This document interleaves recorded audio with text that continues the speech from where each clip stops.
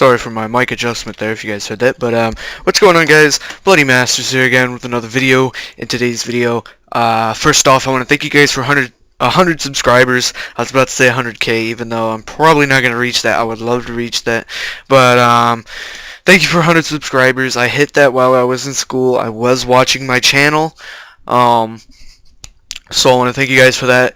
I really don't have any really special video, if you get what I mean.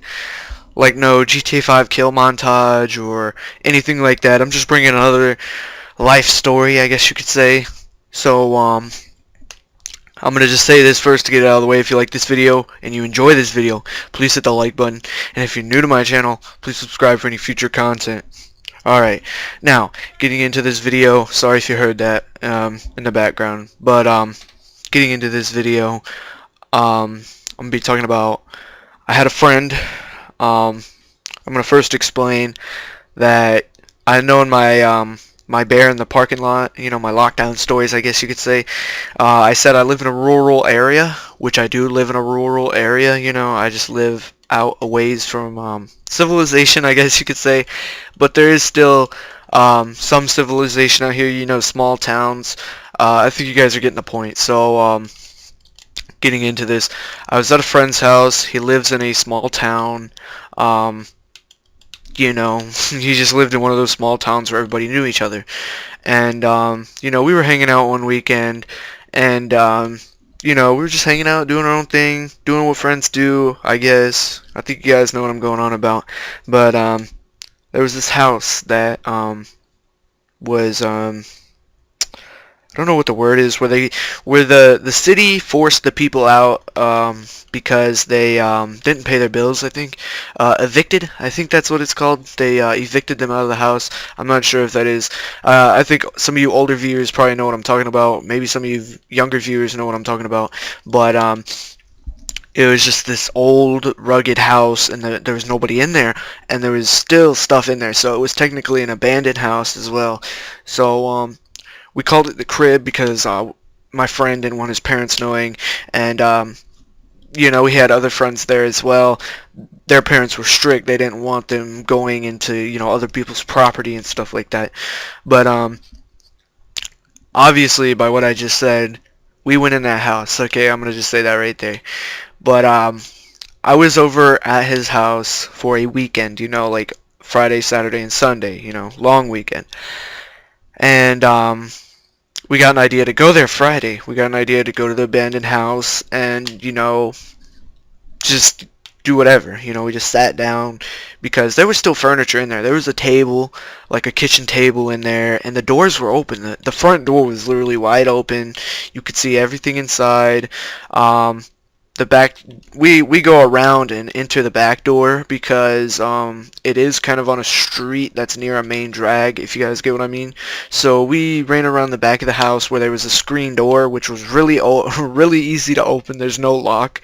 I think it was super old, like, because there was no lock on the screen door. I think you guys know what I'm talking about by a screen door, but if you don't know, it's really just a little metal door with you know, like windows or screen, you know, those ultra little squares, you know. I think some of you guys know what I'm talking about, but if you don't, I think you're kind of getting the idea. But I'm going to continue on. We went in that way, and the kitchen was right there, so, you know, we just sat down. We did whatever we did. And the first day we were there, somebody left a cup, like, you know, those Six Flag cups that are really tall and stuff like that.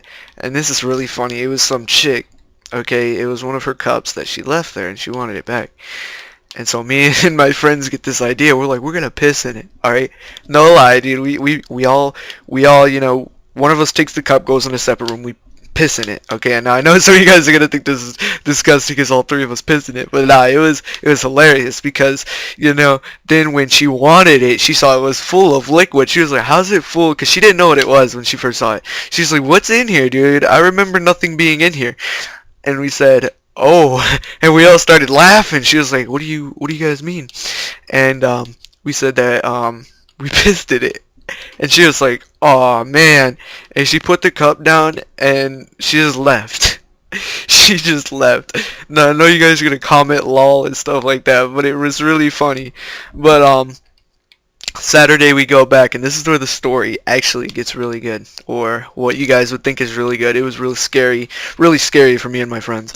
But Saturday, the next day, we go back to the house, and it's usual, doors are open, nobody's there, anything like that. So we go in there, and we're just doing our thing. We're hanging out, we're talking, doing random shit because the house is abandoned. So we could really do anything. Next thing we know, we hear a car pull up. One of my friends goes and peeks out a window and sees that it's a white van. And now I know you guys are gonna be like, "Oh, it's a child molester for you guys." No, it was a city worker or something like that. So it was pretty much city government, I guess you guys could say, coming to, I guess, check up on the house or something, or I don't know, but we had to dip, and we had to dip fast. So we couldn't go out the front or the back because the way the house was set up, I know I didn't explain this, but there's a parking, like the driveway's just gravel because, we're rural. There's no cement driveways. Well, there are some, but it goes down the side of the house. I think you guys know what I mean.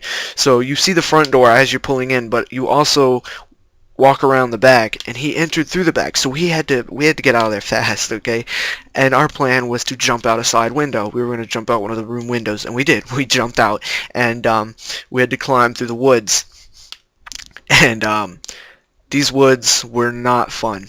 Okay, if you guys live in urban areas or city areas, woods are like barely existent over there. But if you come into the rural part of anywhere and you go in the woods, it's a nightmare. Okay? Now, I had jeans on, luckily. And for some of you guys who live out in the rural, you'll say that's a good thing. Yes, it was a good thing because there was a lot of briars. Now, for people who live in the city, if you don't know what a briar is or a briar bush, it is it's basically like it's like a rose. It's got the stem, but all raspberry bushes or whatever they call it, a raspberry bush too. But all it is literally like a rose thing. I don't know how to explain it. I really don't. I don't know plant terms, but it's like the stem. I guess that's the word I was looking for. And you know how a rose has thorns on it. Like pokey, prickly things.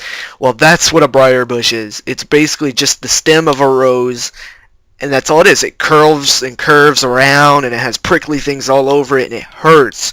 Absolutely hurts to get one of those in you. And you do have to remove it. No surgery, dude. You just get tweezers and pull it out, and you put alcohol on it in case it infects you, or you make sure it doesn't infect you. And that was a nut and a half to go through. It was the worst experience ever because that dude was all up in the house, and we're trying to walk through the woods with briars everywhere. And when I mean everywhere, I mean everywhere. There was one part where we had to step over a log because there was like a ravine kind of thing. Like a I don't know what to call it, but it's kind of, the ground was sunk in a lot, and we had to walk across a log that was luckily laying there. And when it got to be my turn to walk across there's briars all around us, dude. It's like if you fall, dude, you're gonna get cut up. You're gonna get those prickly things, those thorns stuck in you. And me, I almost fell. I'm gonna be honest, I almost fell, dude. And I'm literally sitting there, and I'm like hanging, like trying to pull myself, balance myself again because I'm sitting there losing my balance. And it was not the best experience once again.